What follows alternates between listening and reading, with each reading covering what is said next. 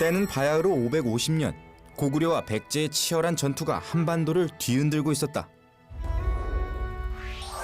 백제가 고구려의 도살성을 점령하자 고구려가 백제의 금연성을 공격해 반격함으로써 각축전이 벌어진 것이다.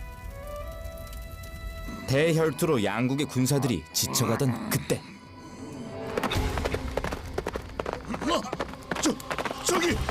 저기 몰려옵니다.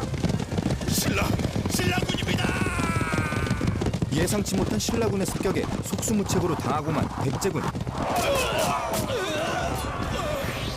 손쉽게 도살성을 빼앗은 신라군은 급기야 고구려가 점령한 백제의 금연성을 향해 빠르게 진격하는데 신라군이다. 이사부 장군이 이끄는 신라군대다.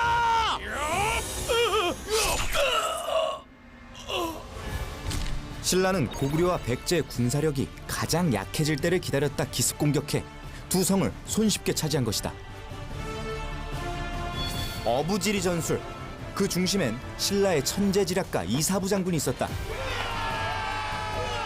그는 이미 38년 전 기상천외한 지략으로 한 나라를 정복했으니 그것이 대한민국 독도 역사의 시작이었다.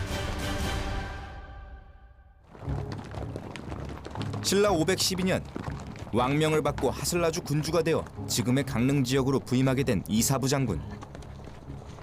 신라의 안녕과 번영을 위해 우산국을 정복해 동해안을 평정하라. 명 받들겠습니다. 북방 문물의 유입로이자 약탈을 일삼은 왜구의 침입로였던 동해안. 또한 영토를 확장시키기 위한 해상 교통로로서 결정적 역할을 해줄 동해안 정복은 신라의 수건 사업이었다. 신라가 동해안을 장악하기 위해선 지금의 울릉도, 독도를 일컫는 우산국을 정복하는 것이 순서였다. 우산국 정복을 준비하며 이사부 장군은 고민에 휩싸이는데 그건 육상 전투엔 강한 신라가 해상 전투엔 약했기 때문이다. 우산국에 대해서 아는 것을 말해보아라. 우산국을 다스리는 우회왕은 기운이 장사요, 신체도 건장하여 바다를 마치 육지처럼 주름잡고 다닌다고 합니다. 설화에 따르면 우회왕이 다스리는 우산국은 그 나라는 작았으나 바다에서만큼은 대적할 자가 없을 만큼 막강한 힘을 가졌다고 전해진다.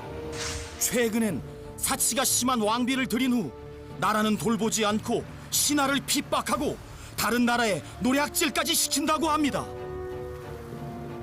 우산국 사람은 어리석고도 사나워서 힘으로 다루기 어려우니 계책으로 복종시켜야 한다. 해상전에 뛰어난 적을 상대로 우산국의 거친 바다에서 전투를 치르는 것이 쉽지 않다고 판단한 이사부 장군은 그들을 단박에 제압할 수 있는 방법을 찾기 위해 몰두하는데 옛부터 신라인들은 계책을 발휘해 위기를 기회로 바꾸는 지혜를 가진 민족이었다. 특히 신라의 뛰어난 무신이었던 이사부 장군은 지략으로 전쟁을 승리로 이끄는 탁월한 전술가였다. 우산국 정복을 위해 고심하던 이사부 장군은 드디어 묘수를 떠올리고 부하들에게 무엇인가를 제작하라는 지시를 내리는데 서둘러라! 될 수 있는 한 크고 많이 만들어야 한다.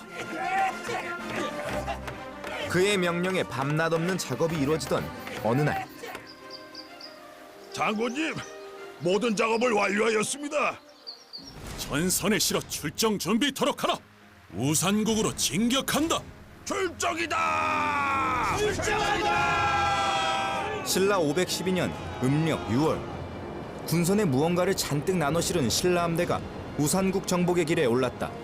이것만이 우산국 군사들을 단박에 제압할 수 있는 방법이다.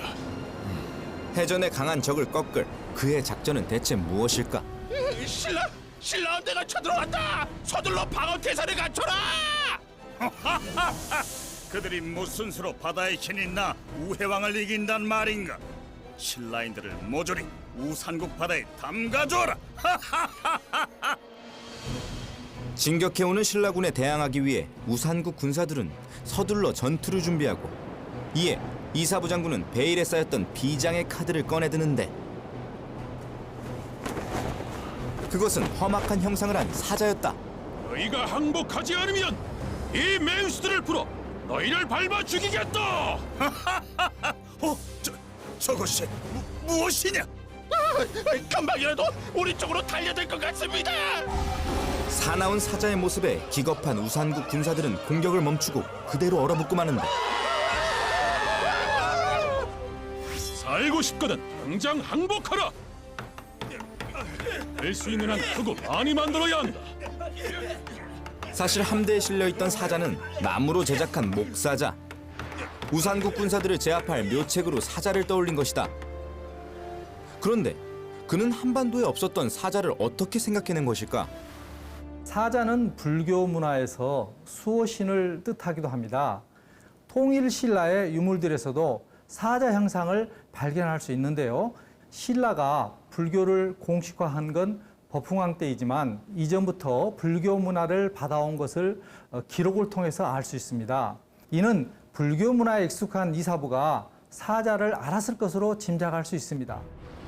지금 항복하지 않으면 이 맹수들을 풀어 너희를 밟아 죽이겠다. 못하고 있느냐?